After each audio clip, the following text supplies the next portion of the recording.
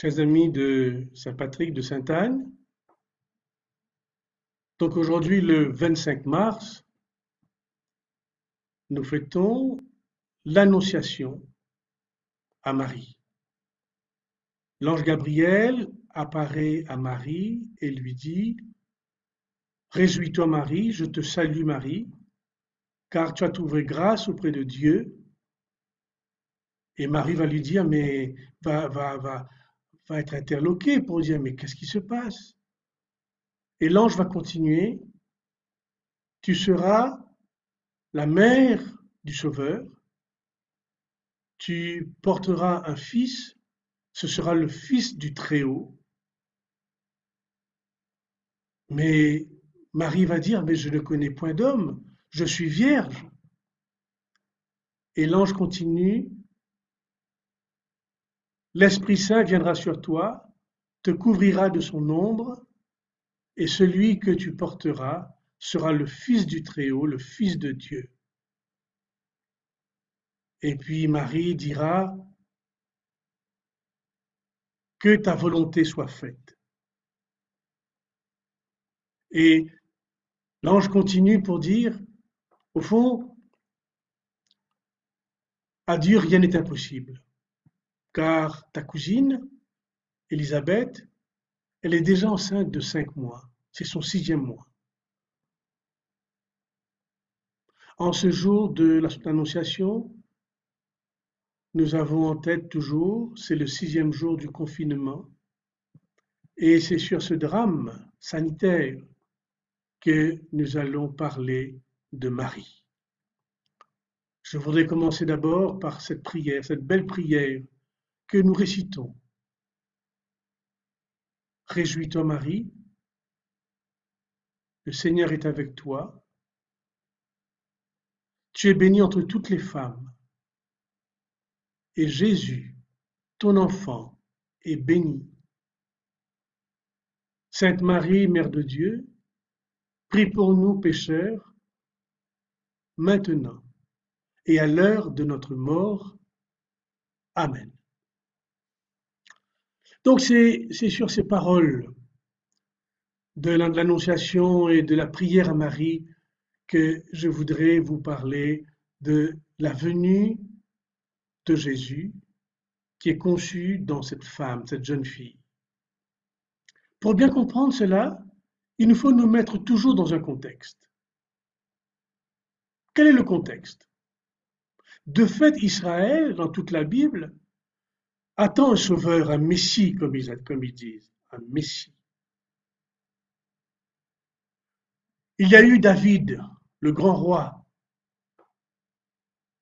On a dit, enfin, Dieu a envoyé son messie pour combattre les ennemis. Mais nous savons bien qu'après la mort de David, il y aura son fils, il y aura la séparation entre le nord et le sud, il y aura l'invasion du nord, et puis l'exil du sud, et c'est la grande désolation. L'histoire semble contredire la promesse de Dieu. Alors, il y a, après cette grande déception, on dira, mais peut-être que en prenant les armes, on pourra, on pourra repousser l'ennemi. Et il y aura donc un nouveau roi, un nouveau messie. Et comme vous le savez, ils ont pris les armes au temps des Maccabées, 200 ans, 150 ans avant Jésus, et puis ils ont été battus à plate couture. L'espérance semble vide, il n'y a rien de bon. Et c'est alors que va germer dans la tête du prophète Daniel, cette idée que c'est Dieu lui-même qui va envoyer son sauveur. Alors se développe dans ce livre de Daniel ce que nous appelons la venue du Fils de l'homme, qui vient de Dieu. Voilà qui on attend, quelqu'un qui vient d'en haut avec la toute-puissance et son règne n'aura pas de fin. Et voilà que, au lieu de la toute-puissance du Fils de l'homme, qu'est-ce que nous voyons? Dans un petit village inconnue en Israël, en Galilée, dans la montagne, une jeune fille de 14 ans. Non pas la femme d'un patriarche, non pas la femme d'Abraham, Sarah, non pas Rebecca, la femme d'Isaac. Non, une petite fille inconnue qui va recevoir cette nouvelle et que personne ne saura, même pas son mari. D'ailleurs, on dit qu'elle était fiancée. Et c'est pour ça qu'elle dit je suis vierge. Donc dans des circonstances complètement inattendues, et c'est la grande surprise. La venue, l'annonciation à Marie est une surprise pour toute la Bible et une surprise pour le monde, parce que personne n'attendait le Fils du Très-Haut, le Sauveur, le Dieu qui sauve de cette manière. La surprise. La surprise, en fait, quand nous réfléchissons bien, la surprise que Marie aura est la surprise que nous avons eue tous quand Dieu nous a appelés. Ce n'est pas dans notre catéchisme que nous avons rencontré le Seigneur. Ce n'est pas en apprenant le credo que nous avons rencontré le Seigneur. Mais nous l'avons rencontré personnellement, seul à seul, et que personne ne vous a vu, personne ne nous a rencontrés, personne n'a été témoin de cette rencontre entre Dieu et nous. Ça a été la grande surprise, car pour beaucoup, c'est au moment où on s'y attendait le moins que Dieu est venu à notre rencontre pour nous parler, pour nous dire qu'il vient nous rencontrer et qu'il va nous donner une mission. Et chacun a reçu sa mission le jour où Dieu l'a rencontré. Marie a reçu sa mission d'être mère. La mission d'être mère, d'être maman du Sauveur. Et elle a dit oui, alors qu'elle ne comprenait pas. Et nous-mêmes, nous avons dit oui, alors que nous n'avons pas compris ce qui nous attend. Et c'est quand nous allons marcher sur cette route que nous allons rencontrer ce que nous avons rencontré et que nous continuons à rencontrer. L'annonciation à Marie est un exemple de ce que nous-mêmes nous avons vécu. Mais pour Marie, cela a été un modèle exceptionnel, une icône. C'est un symbole pour toute l'humanité. Quel est ce symbole? Le symbole de la surprise. Dieu nous prend par surprise. Et justement en ce moment, le Covid-19 est une surprise pour le monde entier. Pour le monde entier. Mais nous savons une chose, c'est dans la surprise que les choses vont se faire, vont avancer. En quelque sorte, Marie a dû apprendre, a tout appris. Elle, la petite fille qui est chez elle, qui n'a jamais été à la synagogue, parce qu'on ne va pas à la synagogue, qui n'a jamais été à l'école pour apprendre, car personne ne va, les filles ne vont pas apprendre à l'école. Et bien que voilà,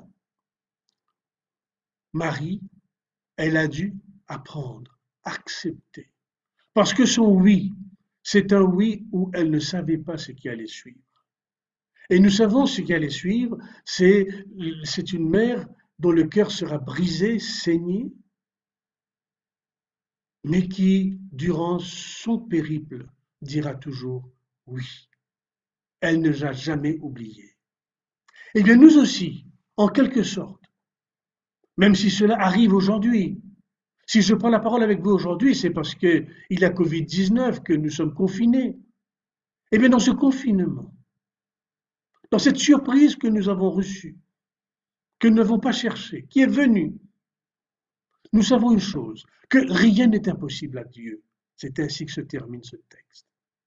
Et il nous dit que rien n'est impossible, et tout ce qui va en sortir, ce sera que du grand, que du beau. Mais pour l'instant, ce confinement nous donne comme au temps de Marie, non seulement la surprise, mais le choc. Comment se fait-il que moi, en Nazareth, dans ma petite ville que personne ne connaît dans toute la Bible, comment se fait-il que ce soit moi? Eh bien, comment se fait-il qu'aujourd'hui, c'est pour nous que c'est arrivé ce qui arrive aujourd'hui.